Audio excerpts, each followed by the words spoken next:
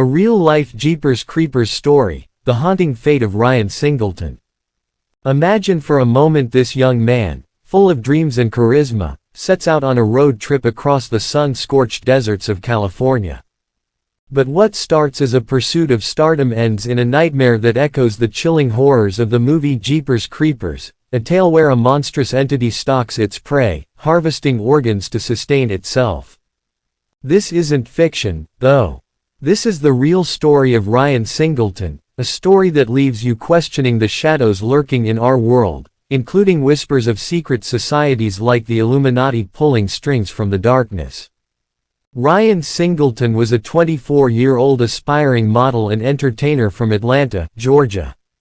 With his striking looks and infectious energy, he had already dipped his toes into the glitzy world of Hollywood.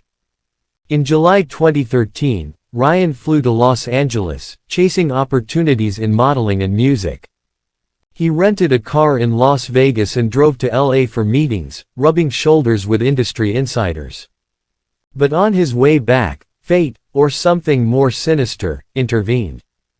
It was July 9th, a blistering day in Death Valley, one of the hottest places on Earth. Ryan's rental car sputtered and died on the remote highway, miles from civilization. Stranded under the merciless sun, he had no choice but to trek toward help.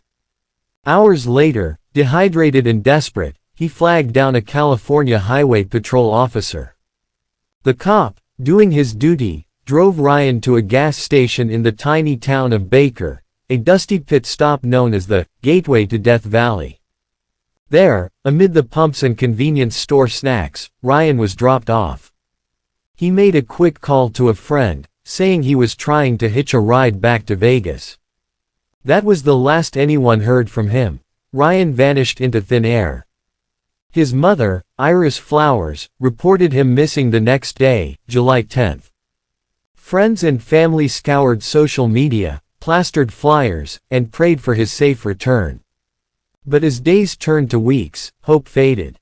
Then, on September 21st, over 2 months later, 2 joggers stumbled upon a gruesome discovery in the Mojave Desert, just 2 miles from that same gas station.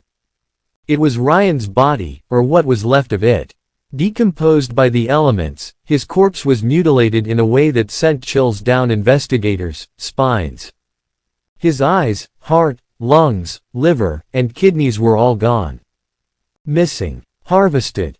The official autopsy chalked it up to animal scavenging, coyotes, vultures, the harsh desert wildlife picking at the remains. But Ryan's mother wasn't buying it. Animals don't remove organs so cleanly, she argued. There were no signs of struggle, no defensive wounds, and the body was found in an area not typically roamed by large predators. Speculation exploded. Was this a case of black market organ trafficking?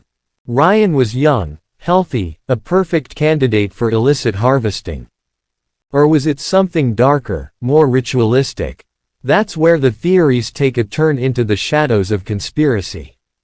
Some whispered that Ryan had gotten too close to the underbelly of the entertainment industry.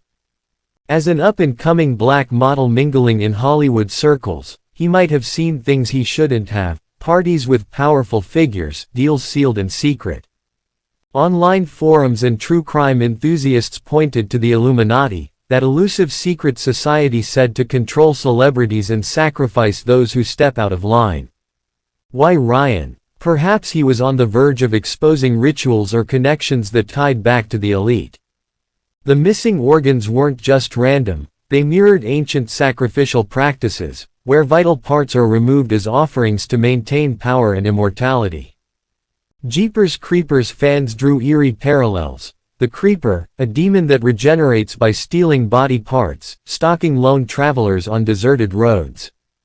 Was Ryan hunted like prey in that vast desert, his life snuffed out in a modern-day ritual? Supporters of this theory noted the symbolism. Death Valley, a place of extremes, often linked in lore to gateways of the underworld. And the Illuminati. They're said to target rising stars who refuse to play by their rules. Ryan's friends recalled him mentioning odd encounters in LA, shadowy invitations, warnings to stay silent. Could the cops' drop-off have been a setup, leading him straight into a trap. The Illuminati, with their alleged reach into law enforcement and media, might have been watching, waiting to silence him before he blew the whistle. 11 years later, no arrests have been made. Iris Flowers still fights for justice, demanding a deeper investigation. Was it organ thieves preying on the vulnerable? A random act of violence? Or did the Illuminati claim another victim in their web of control? Listeners, the next time you're at a lonely gas station, glance over your shoulder. Reality can be scarier than any movie. Ryan Singleton's story reminds us, sometimes, the monsters are all too human.